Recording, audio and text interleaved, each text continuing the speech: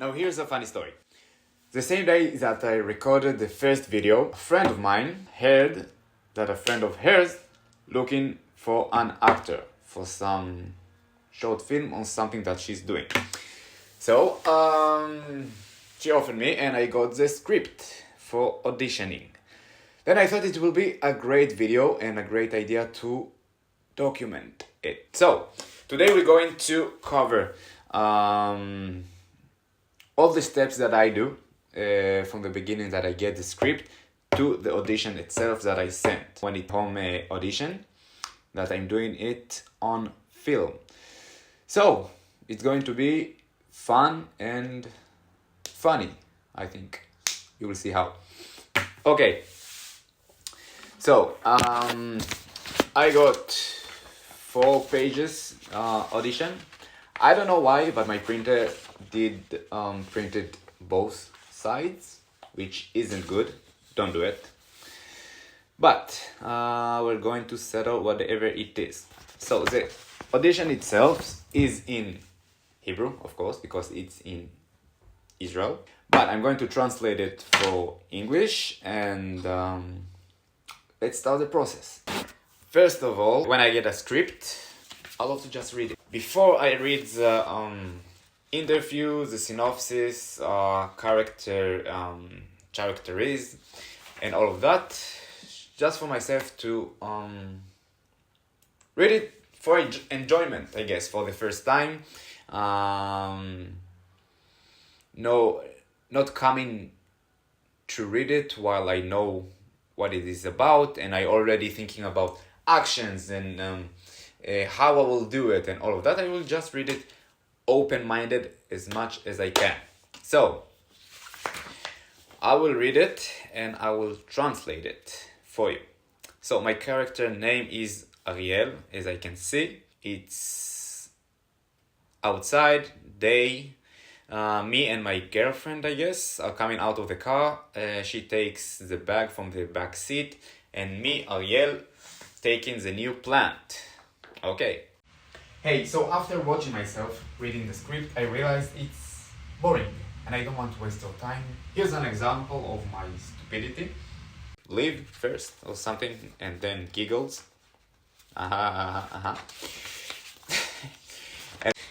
So I'll just put the crucial part at the end of the scene for you to watch, and then we will analyze it. And he says, go for a shrink, find a hobby. Why are you buying a ticket to India without consulting with me first, and for 3 months? And then she says, I want freedom. I need change.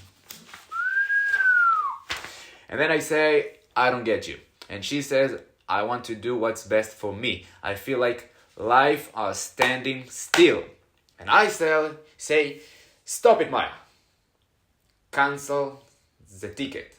It reminds me of Spider-Man. I don't know if you watched the first Spider-Man with Tobey Maguire when he's talking to Robert Dafoe as the Goblin and he says, stop. I don't know why it's in my mind. And then she keeps quiet. Ariel losing his mind and Ariel raising his voice a bit. You're making a mistake. Unbook the ticket. She says, I don't wanna. Let me do what is the best for me. And then Ariel says, I don't believe how stupid I am. Why now? And she says, chill, Ariel. Ariel turns around, starts going away into the car, takes the own plant and throwing it to the garbage. She shouts, Ariel, Ariel! She is surprised. She unlocks the door, opens it, and then she noticed the sign who says, will you marry me? In the middle of the house. And in front of her, we can hear Ariel starting the engine of the car and driving away.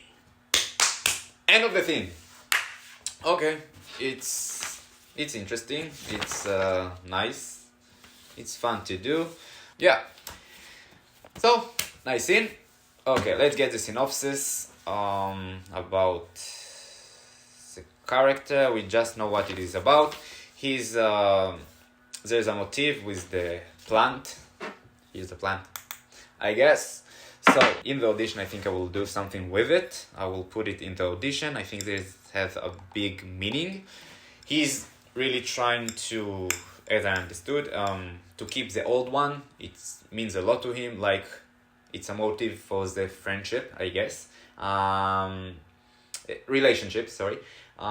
Keeping the old one for him is like the plant. So if she wants to replace to a new one, in his head, maybe it's time for a change, something new.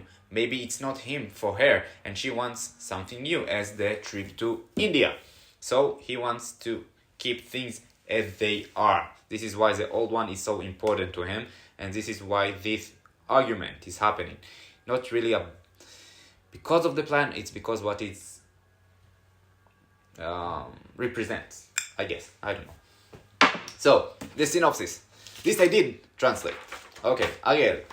28 real estate agent feels bad about the old plan, trying to settle the argument before coming inside. Character. Feet on the ground, regular job, knows what he wants, sees his future ahead, calculated, organized, ambitious, assertive, and decisive. He wants to take the relationship to the next level. He loves his life and wants to move forward according to his plan. Sounds familiar to the first videos that I did, but life will vary, as I said. I'm quoting myself, you see already. Following according to the plan. He's too focused in his job to really know and understand what is going on with Maya, his girlfriend. So, yeah. So after I read the script and I read the synopsis, what do I do? Okay, usually I use the Stanislavsky's method with the 7 questions. Here I don't feel it's necessary because we don't have the full script, but we will use his method in shorted way. So let's figure who is this Ariel, although they did write it, and how do we bring it to life. First of all, what I love to do is, who does this person sounds like that I know in my own life? Thinking about it, it doesn't have to be the exact same person. It's like character is, I know how he says things like that can be the same in this character. Like he gets mad in that way, that I can do it in more similar way. I know his feet on the ground is very calculated, so I think he's more like strict with his body language. Like he knows what he wants, he's dedicated, he's not like floating, wandering, and he's like really, okay, I got this job, we're together for 3 years, has he proposed, let's get married, let's get my life forward. He's not really present, I think. So I think it's more like a bit robotic, in my opinion. Calculated, organized, everything needs to be in place, of course. Ambitious, assertive, like everything he says, it's like with more of a explanation mark at the end of the word and of the sentence, instead of question mark. Will you stay? It's will you unbook the ticket? No, it's like unbook the ticket. You staying over here. You're not flying to India. He's more assertive. And he's decisive about what he's doing. So I made a decision. I want to marry you, get a shrink, something, we will get over it. I love his life, want to move forward according to his plan, too focused in his job to really know what is going on with Maya. Okay, so as we said about this, let's analyze the script. First of all, the first and foremost, most important question, which is what do I want out of this scene?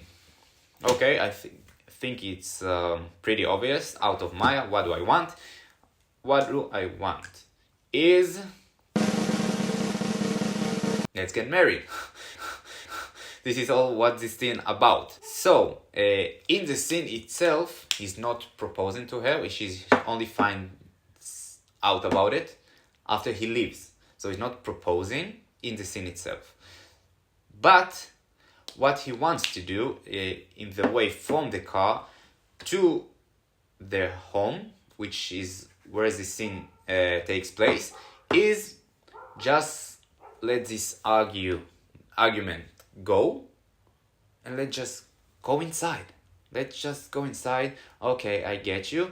Let's put things aside. Let's settle it. I will show you my proposal. Think about it for a second. When proposing to you, I don't know. I haven't proposed yet. But when you making a surprise to someone, you're all excited about the surprise itself. Let's see his reaction. Let's see what he's going to respond. Let's just get him into the door. Fuck the nonsense. Yeah, whatever you're talking about. Then you come inside the house. Happy birthday to you, and all of that, right? So this is, I guess, what he's trying to do as well. So he wants to get inside the house with Maya. What he wants from Maya is he wants to get married. He wants her to say yes to his proposal. For Maya, I use a pen whenever, just a random fact that I use a pencil whenever I'm analyzing a text, because I have new ideas, so I keep erasing and rewriting. He wants Maya to say yes. The next thing that I usually do is split the text into subjects, because the subject in the scene change itself. I think it's also Stanislavsky. Whenever the subject changes, the actions becomes stronger for his want.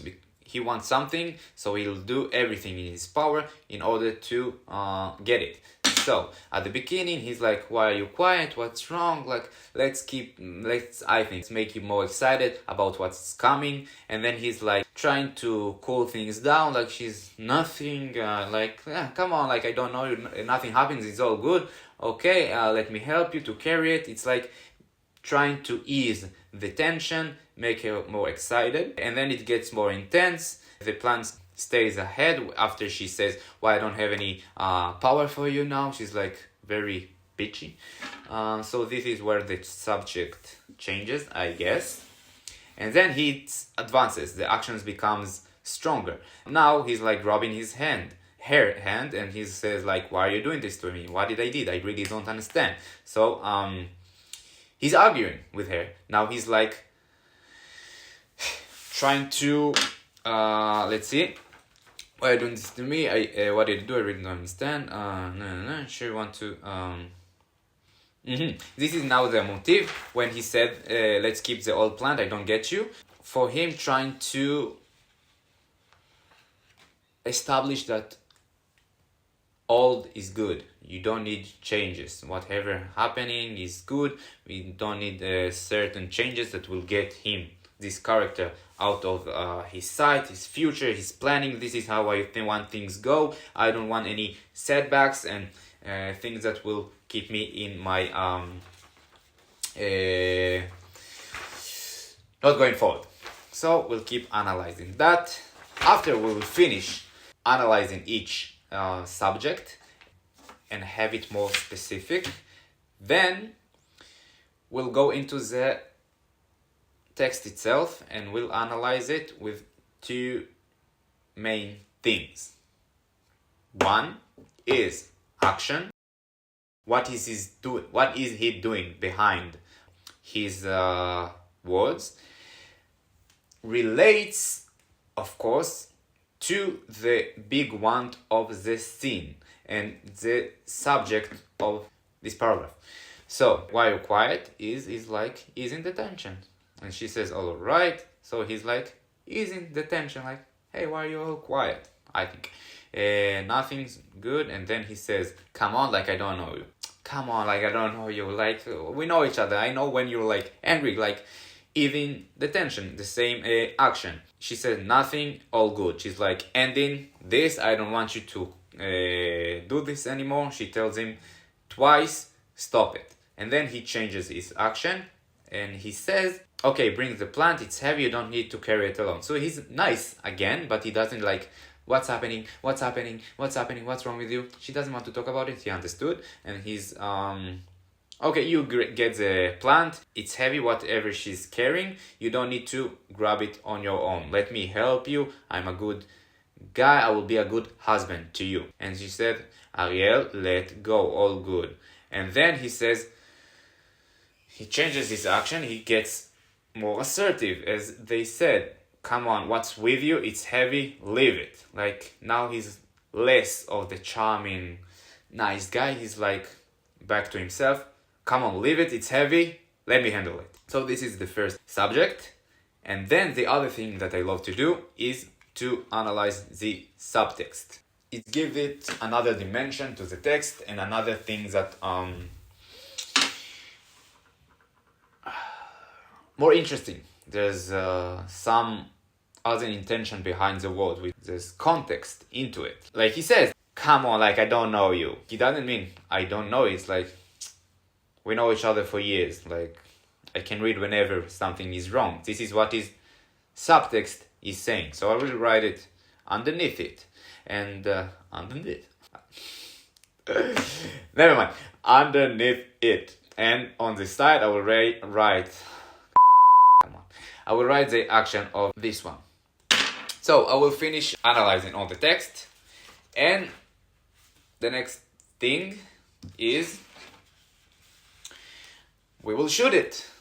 We will shoot the scene and we will see how it goes, if I like it or not, and if I want to change it, if I liked what I had filmed, or we want to do it differently, it doesn't suit the what I imagined for the character, or it doesn't work. Sometimes you're like, aha, I know what it is, but you need to play with it a bit more, and then like, something is wrong, we need to change it. This is why the pencil and not the pen, which is decisive.